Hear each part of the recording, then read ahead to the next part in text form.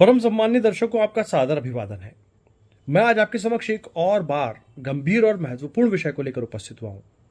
इस विषय को प्रारंभ करने से पहले मैं आपको ये बताना चाहूंगा कि जब मैं अपने साथी अधिवक्तागण या जो विधि का व्यवसाय कर रहे हैं या जो अभी विधि के लिए अध्ययनरत हैं, उनसे चर्चा होती है तो जब बातचीत होती है तो वही समझते हैं कि किसी क्रिमिनल केस की प्रैक्टिस में या आपराधिक मामले का सामना करते समय किस विषय को सबसे ज़्यादा महत्वपूर्ण तरजीह दी जाना चाहिए, या ऐसा कौन सा विषय होता है जो क्रिमिनल केस की प्रैक्टिस में सबसे महत्वपूर्ण हो सकता है। कुछ मानते हैं कि एफआईआर सबसे महत्वपूर्ण अंग है, कुछ बोलते हैं कि 161 164 के बयान बहुत महत्वपूर्ण होते हैं, कुछ कहते हैं कि एफएसएल जो रिपोर्ट होती है वो क्रिमिनल केस में सबसे ज़्यादा महत्वपूर्ण दिशा और दशा देती है। लेकिन अगर आप व्यक्तिगत मेरे से पूछेंगे कि मैं क्रिमिनल केस में सबसे ज़्यादा महत्वपूर्ण क्या मानता हूँ, तो मेरा विचार है कि क्रिमिनल केस में सबसे ज़्यादा महत्वपूर्ण होता है मेमोरेंडम कथन। मेमोरेंडम कथन वो होते हैं जब कोई अपराध का अभियुक्त व्यक्ति पुलिस हिरासत में होता है और पुलिस हिरासत में रहने के दरमियान वो पुलिस को कुछ अपराध से जुड़ी हुई जानकारी देता है और किसी बरामदगी के संबंध में पुलिस को अवगत कराता है। अर्थात वो ऐसे कथन पुलिस के समक्ष देता है जिससे पता चलता है कि वो अपराध से किस प्रकार से संलिप्त है और उसके द्वारा उपयोगित हथियार क्या है, या उसके द्वारा अपराध करने की जो प्रवृत्ति थी, प्रकृति थी, वो किस आधार की थी। और उसकी जानकारी के आधार पर पुलिस किसी बरामदगी के नेतृत्व के मुख्य तथ्य तक पहुंचती है। और ये वह स्टेटमेंट होते हैं, ये वो बयान होते हैं जब अपराध का अभियुक्त व्यक्ति पुलिस अभिरक्षा में रहते समय जब पुलिस को उन तथ्यों से अवगत कराता है, तो ऐसी दशा में ये बयान बहुत ज़्यादा महत्वपूर्ण हो जाते हैं। तो क्रिमिनल केस प्रैक्टिस करते समय, आपराधिक मामले का सामना करते समय, आपराधिक मामले का विचारण करते समय मैं समझता हूं कि सबसे ज़्यादा गंभीर तथ्य अगर कोई होता है तो वो होते हैं मेमोरेंडम कथन, और उस कथन के आधार पर की गई बरामदगी।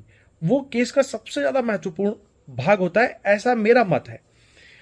तो ऐसी दशा में जो बयान होते हैं वो किसी तथ्य का पता लगाते हैं, किसी तथ्य का सामना केस में कराते हैं, और अपराध का अभियुक्त व्यक्ति ऐसे तथ्य और बरामदगी दोनों से परिचित होता है।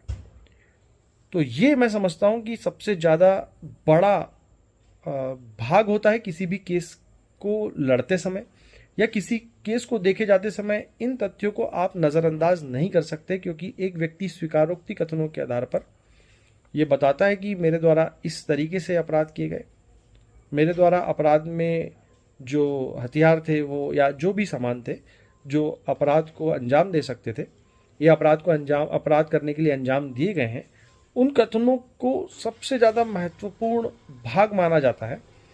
लेकिन इसमें बहुत सारी विसंगतियां भी हैं, इसमें ढेर सारी जानकारियां भी हैं। लेकिन सबसे पहले मैं ये जानना चाहूँगा कि क्या आपको इन मेमोरेंडम कथनों के बारे में, क्या आप मेरी विचारधारा से सहमत हैं?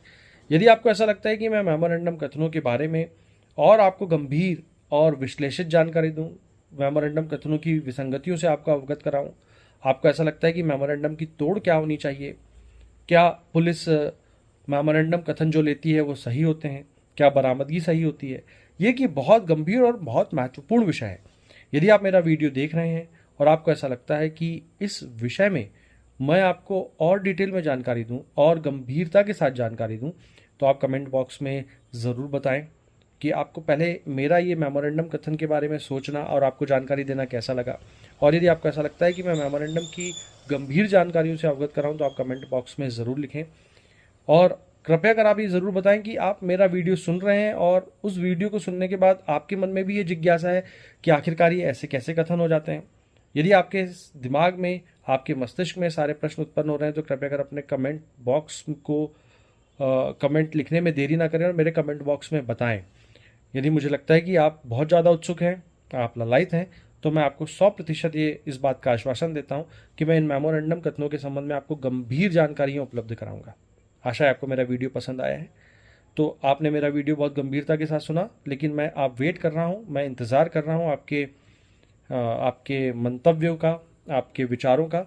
आपकी प्रतिक्रियाएं सादर आमंत्रित हैं और इन प्रतिक्रियाओं के आधार पर ही मैं अपना नेक्स्ट वीडियो आपके लिए ज़रूर प्रेषित करूँगा। सादर धन्यवाद। जय श्री महाकाल।